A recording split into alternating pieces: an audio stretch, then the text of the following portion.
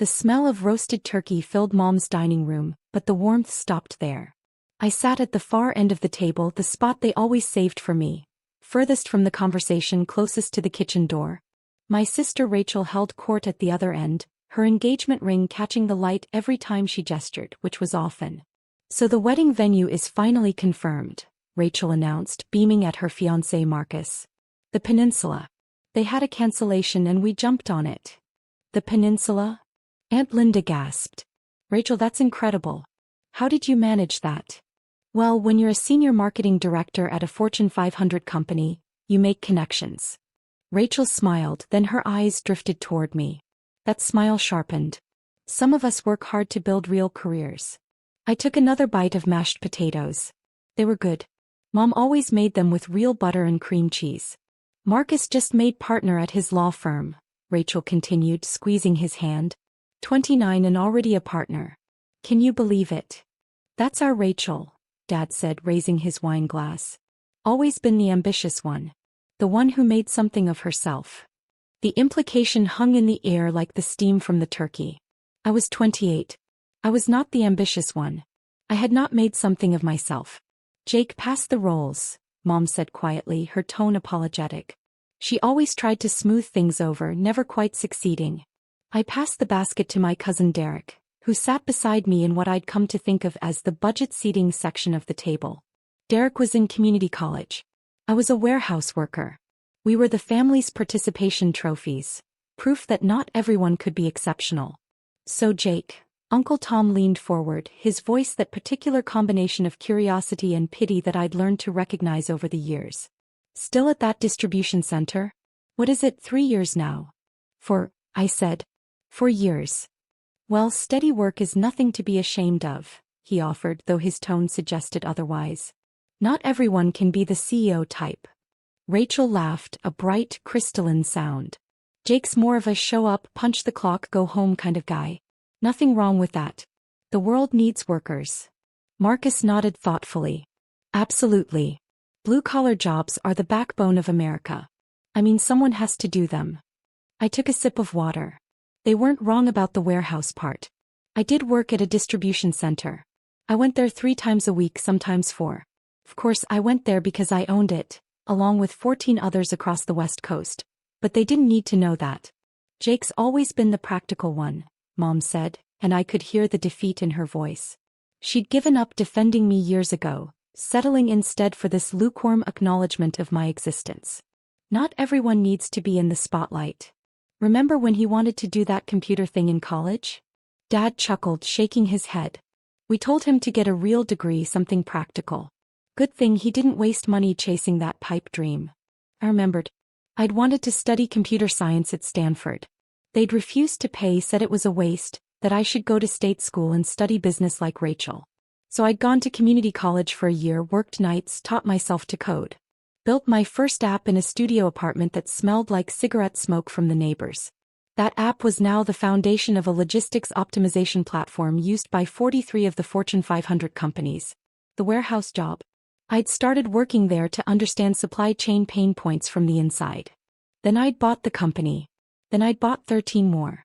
"Rachel got the brains in the family," Aunt Linda said, smiling at my sister. "What's your salary now, honey?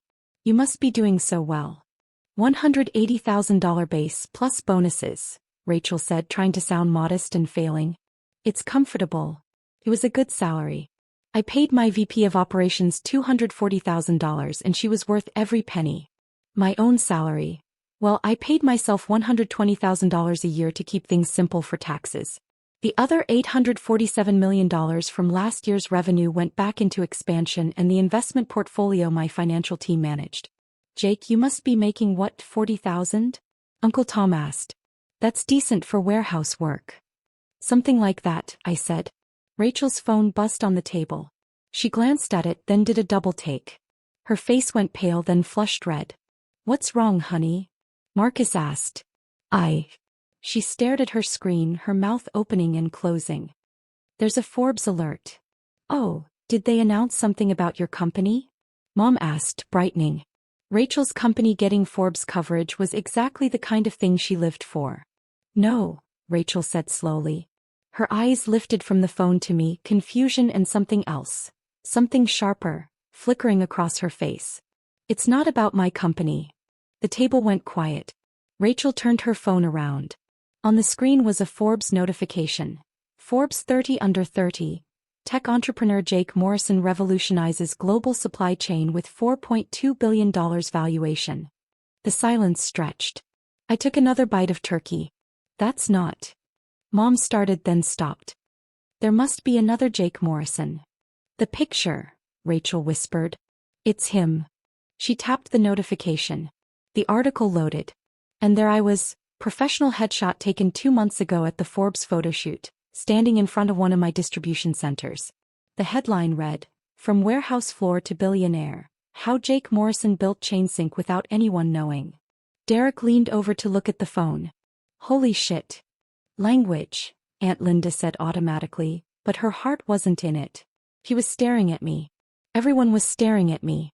Jake. Dad's voice cracked slightly. What is this? I set down my fork carefully. It's a Forbes article. About you. Mom's voice climbed an octave. About you having a company? Worth $4 billion. $4.2 billion, I corrected gently. As of the Series C funding round last month. Though the valuation's probably higher now. The article's about 2 weeks old. They just published today. Rachel's hands were shaking. She scrolled through the article, her face cycling through expressions I'd never seen on her before. You founded ChainSync? 6 years ago. Well, 5.5, technically. ChainSync handles our company's entire supply chain, Marcus said, his lawyer brain apparently still functioning. We pay them. We pay you hundreds of thousands a year in fees. $1.3 million annually, I said. You got a good rate because you signed on early. Prices have gone up since then.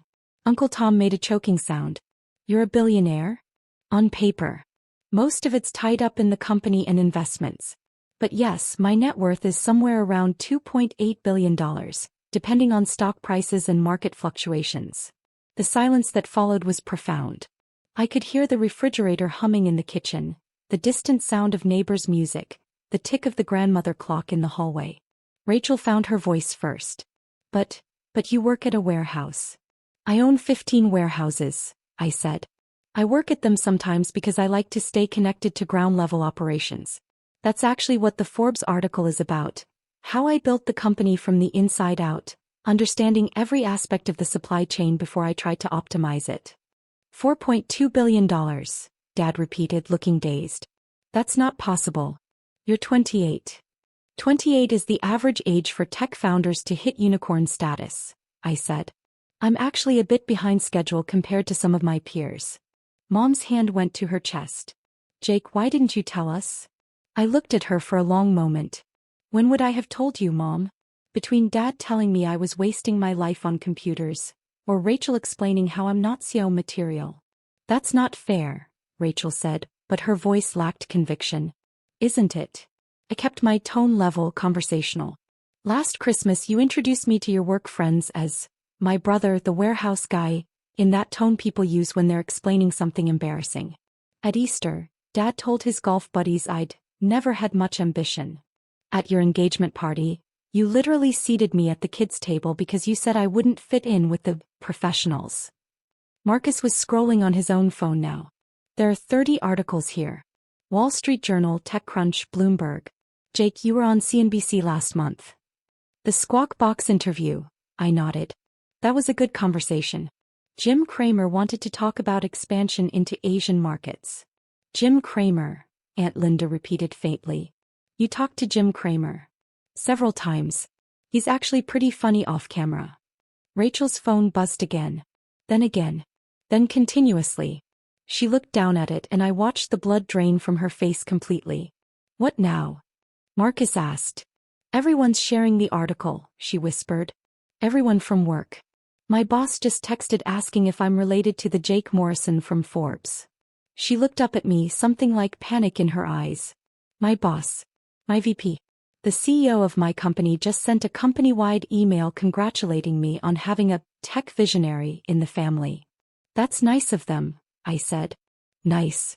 Her voice pitched up. Jake, I spent 2 hours in our last meeting explaining how we needed to optimize our supply chain costs. I suggested we evaluate ChainSync alternatives because the fees were too high. My boss loved the idea. Now he knows ChainSync is owned by my brother, the one I've been calling the warehouse worker for 4 years. The weight of that settled over the table like snow. Oh my God, Mom said suddenly. The company Christmas party. I told Margaret Chin that you couldn't make it because you were working a night shift. Margaret Chin, whose husband sits on the board of Chin Investments. Chin Investments handles about $200 million of my portfolio, I confirmed. Mr. Chin and I have lunch quarterly. He's never mentioned meeting you though. Professional courtesy, I suppose. Dad's face had gone from pale to red. The warehouse. You said you worked at the Pacific Distribution Center. I do work there. I own it. I own Pacific Distribution Centers 1 through 15. Number 16 opens in Seattle next month. I told the guys at the club you were doing warehouse inventory, he said, his voice rising. I said my son counts boxes for a living. Steve Patterson was there. Steve Patterson, whose company uses your service. Patterson Logistics is one of our major clients, I agreed. Mr. Patterson and I are actually pretty friendly. We played golf at Pebble Beach last year during the supply chain summit. Uncle Tom stood up abruptly, his chair scraping back. I need some air. No one stopped him. No one moved at all. Rachel was still scrolling, her face a mask of horror. There's a video. From the Forbes shoot. She clicked it. My voice filled the dining room through her phone's speakers. People ask why I didn't tell my family about ChainSync. Video me said, leaning against a forklift in one of my warehouses. The truth is I tried it first. But every time I mentioned the company I got the same response. That's nice, honey. Or, when are you going to get a real job? Eventually I stopped trying to explain. I figured the work would speak for itself eventually. The interviewer's voice. And now you're one of Forbes 30 under 30, with a company valuation that puts you among the youngest billionaires in tech. What do you want to say to your family now? Video me smiled, that professional smile I'd perfected for press interviews. I'd say I finally got a real job. This one just came with a few more responsibilities than they expected. Rachel stopped the video. She set her phone down carefully like it might explode. You told Forbes about us, she said quietly.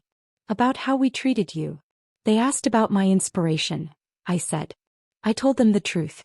Every time someone told me I'd never amount to anything, every time I was introduced as the family disappointment, it reminded me why I was building something. Why I was working 20-hour days in that studio apartment. Why I turned down acquisition offers that would have made me a multimillionaire at 25 because I knew the company could be worth more. 25. Mom's voice cracked. You've been a multimillionaire since you were 25? I've been a millionaire since I was 23 when the series of funding came through. But yes, by 25 I had acquisition offers in the $50 to $100 million range. I turned them down because I believed ChainSync could be worth $1 billion within 5 years.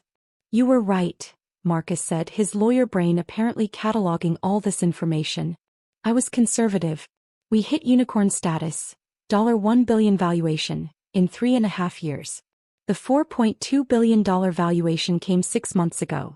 Current projections have us at $8 billion within 18 months, assuming our AI optimization rollout performs as expected. Derek, still sitting next to me, let out a low whistle. Dude. That's insane. It's a lot of work, I said. But yes, it's been successful. Dad's phone started ringing.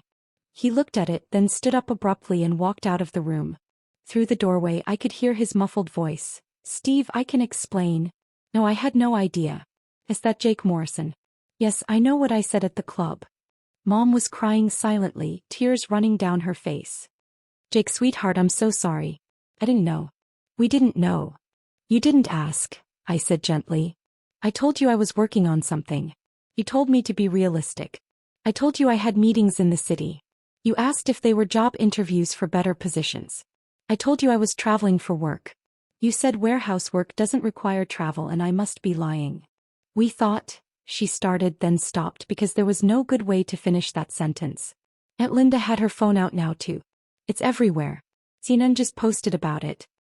Tech prodigy hid billion-dollar success from family for years. The Forbes team was very thorough, I said.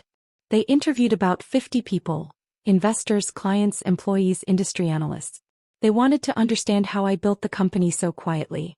Turns out it made for a compelling narrative. Rachel's phone rang. She looked at the screen, then at me, then back at the screen. "It's my boss." "You should answer it," I said. "It's rude to leave your boss hanging." She stood up on shaky legs and walked toward the kitchen. Her voice drifted back. "Hello, Mr. Patterson." "Yes, that's my brother." "It's the same one." "I didn't know." "No, he never mentioned." Marcus was reading something on his phone. "There's a whole section here about your warehouses. It says you started working at Pacific Distribution Center as a minimum wage employee to learn the business from the ground up. You worked there for 18 months before making an acquisition offer." 20 months, I corrected. I wanted to understand every role. Loading, unloading, inventory management, customer service. The owner was planning to retire and I made him an offer he couldn't refuse. He stayed on as a consultant for 2 years, taught me everything about the business side. "How did you afford to buy a warehouse at 24? "My first app, the one I built in community college, sold to a mid-size logistics company for $8 million. I kept $2 million for living expenses and invested $6 million into building ChainSync's initial platform. The warehouse purchase came later, after series of funding." $8 million, Mom repeated numbly. "When you were 19? 20. It was right after my birthday. And you never told us." "It wasn't a question. I tried to tell you. You told me I was being scammed, that no one pays millions for apps, that I needed to focus on getting a steady job with benefits." The silence that followed was broken by Dad returning to the dining room. His face was ashen. "Steve Patterson just informed me that you're not only his logistics provider, but you saved his company from bankruptcy 3 years ago by restructuring their entire supply chain." "It was a good turnaround project," I said. "Patterson Logistics is much more efficient now. He wants to meet you. Properly. He invited us to his house for dinner next week." Dad sat down heavily. "Jake, I've been telling everyone at the club that my daughter is the successful one. That Rachel is the one who made it big while you were working in a warehouse," I finished. Which was true. Just not the whole truth. Rachel returned from the kitchen. She looked like she'd aged 5 years in 5 minutes. "My boss wants me to arrange a meeting with you. He wants to discuss expanding our contract with ChainSync and possibly investing in your Series D funding round." "We're not doing a Series D," I said. "We're cash flow positive and don't need external funding anymore. But I'm always happy to discuss contract expansions. Have him email my assistant. The contact information is in the Forbes article." "Your assistant," she repeated. "You have an assistant?" "I have 3. One for scheduling, one for communications, and one who handles the technical aspects of my travel and equipment needs. Plus about 400 other employees across all the facilities and the headquarters." Marcus was still reading. "It says here you live in a $3.2 million loft in the city." $2.8 million. Forbes inflated the number slightly. "Though property values have gone up, so they might be right now." "We thought you lived in an apartment in the warehouse district," Mom said faintly.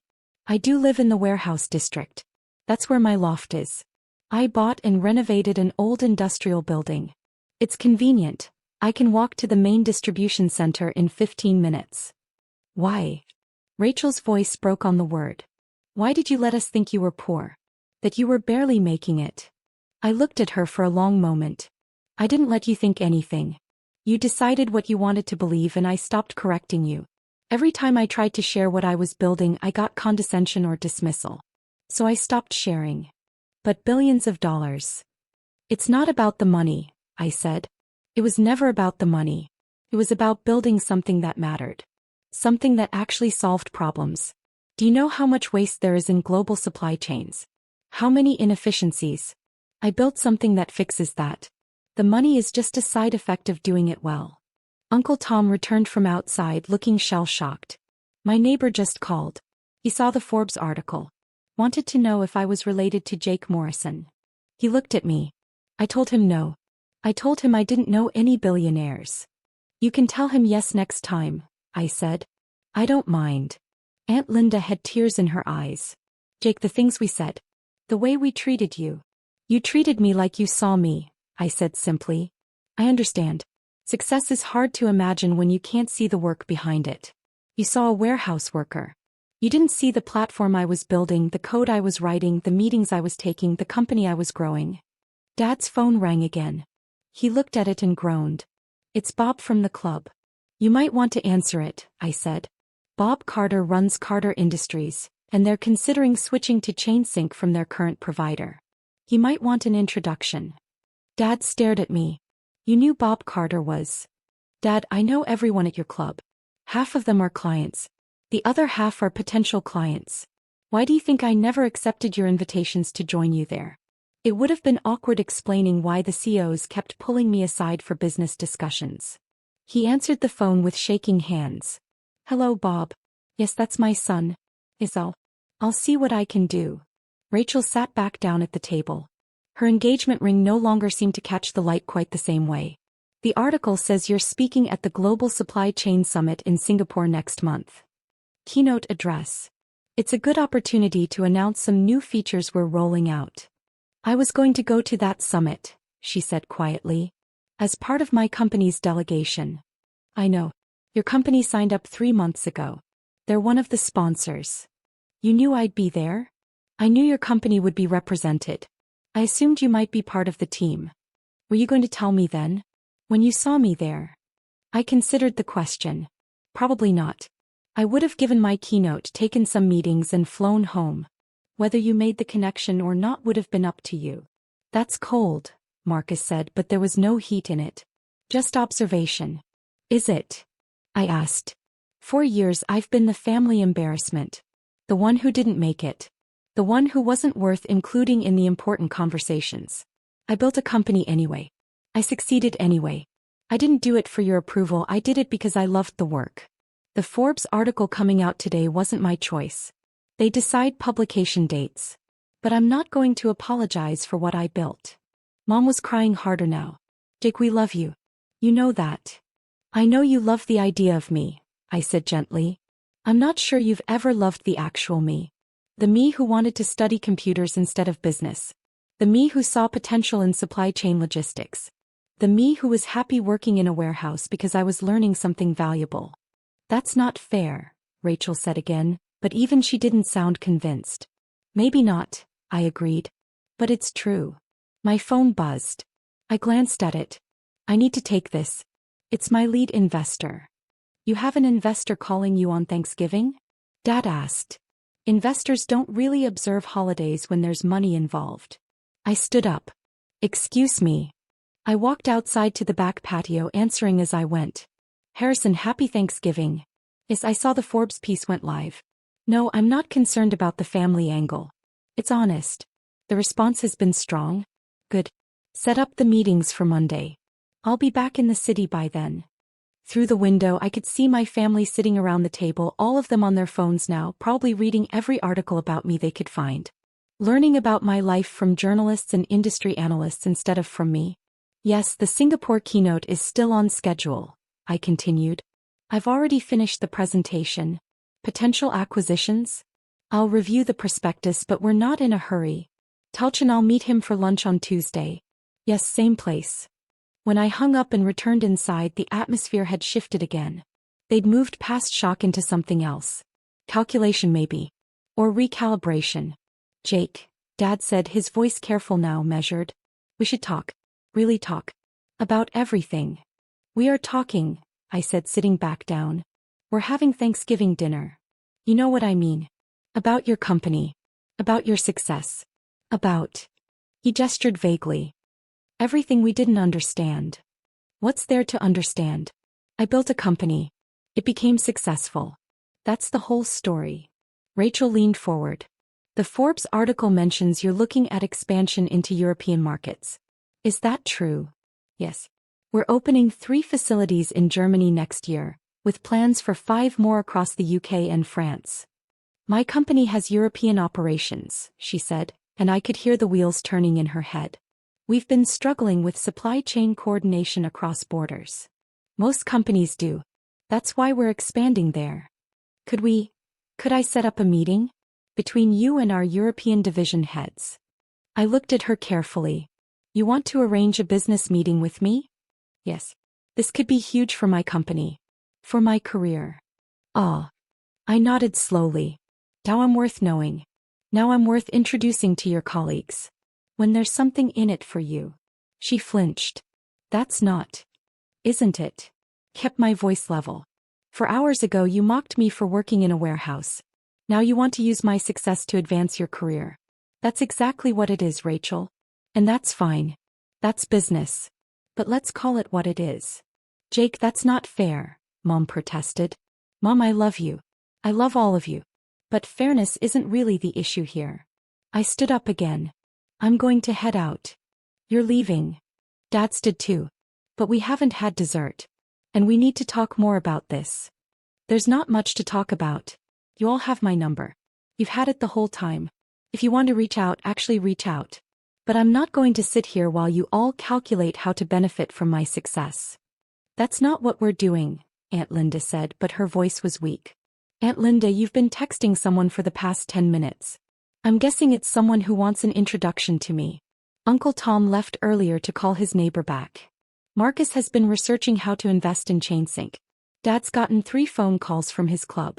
And Rachel has already asked for a business meeting. I grabbed my jacket from the back of my chair. I understand. I really do. But I'm not interested in transactional relationships with my family. Jake, please. Mom stood reaching for my hand. Don't go. Not like this.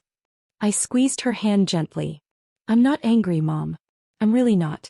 But I need you all to understand something. The Forbes article changes nothing about who I am. I'm the same person I was this morning. I built the same company. I did the same work. The only thing that changed is that now you know about it. We want to be part of your life, she said, tears streaming down her face. Then be part of my life. Not part of my success. Not part of my business. Part of my actual life. The one where I still work in warehouses sometimes because I like understanding how the products move. The one where I drive a 6-year-old Toyota because it's reliable and I don't care about status symbols. The one where I'm still the same person you thought wasn't worth including in the important conversations. I walked toward the door. Rachel called after me. Jake, wait. I'm sorry. I'm really genuinely sorry for how I treated you. I turned back. She was standing now, and for the first time all day, she looked genuinely distressed rather than calculating. I believe you, I said. And I accept your apology. But Rachel, I need you to understand something. Success didn't change me. Money didn't change me. I'm the same person I was when I was living in that studio apartment eating ramen and writing code at 3 a.m. The same person I was when I worked minimum wage at the warehouse. The same person I've always been. You just couldn't see it because you were looking at what I had instead of who I was. I see it now, she whispered. Do you? Or do you see $4.2 billion? She didn't answer. I walked out the front door and got into my car. That 6-year-old Toyota still running perfectly well. My phone was buzzing constantly now. Messages from employees, investors, other family members who'd seen the Forbes piece. A text from my VP of operations. The article looks great. Ready for the Monday morning press marathon. I texted back, ready. See you at 6. Because that was the thing they'd never understood. The money was nice. The success was gratifying. But what I actually loved was the work. The problem solving. The optimization. The elegant code that made complex systems run smoothly. The satisfaction of seeing a warehouse operate at peak efficiency because I'd designed the flow correctly. Forbes had captured that actually. The article was about more than my net worth. It was about the philosophy of building something from the inside out. About understanding the problem before you try to solve it. About the value of doing the unglamorous work that nobody sees. My family had read the headline and seen the valuation. They'd missed the actual story. Maybe someday they'd go back and read it for real. Read the part about the 20-hour days. The failed prototypes. The clients who took a chance on an unknown startup. The employees who believed in the vision. The slow, grinding work of building something that mattered. Or maybe they wouldn't. Maybe they'd stay focused on the number, $4.2 billion, and miss everything else. Either way, I had work to do. Singapore wasn't going to prepare itself for, and the German expansion needed my attention. The Series C investors wanted quarterly reports. 3 major clients were waiting for contract renewals. The AI optimization rollout required my final approval. I pulled out of my parents' driveway and headed back to the city. My phone rang. Unknown number. I almost didn't answer, but something made me pick up. Mr. Morrison? This is Patricia Chen from Forbes. I'm following up on the article response. Do you have time for a few quick questions?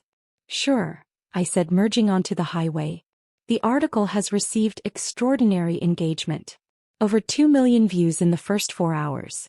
Your story about hiding your success from your family really resonated with readers. Can you tell me, do you have any regrets about keeping it secret for so long? I thought about it. About the Thanksgivings where I sat at the far end of the table. About the family gatherings where I was introduced as the warehouse worker. About the subtle and not so subtle dismissals that had accumulated over the years. No regrets, I said. It taught me something important. That external validation doesn't matter. What matters is doing work you believe in, building something that has value, and staying true to your vision even when no one else can see it.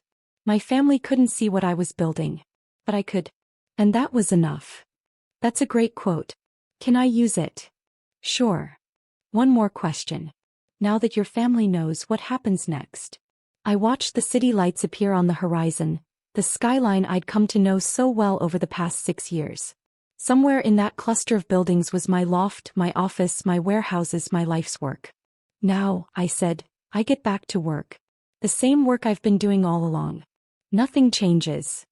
Thank you, Mr. Morrison. Enjoy your holiday. I hung up and smiled. Guess it was true. Nothing had changed. I was still the same person. Still building the same company. Still solving the same problems. The only difference was that now, when my sister introduced me to her colleagues, she'd have to think of a new way to describe me. I was fine with that. In fact, I was better than fine. I was exactly where I wanted to be.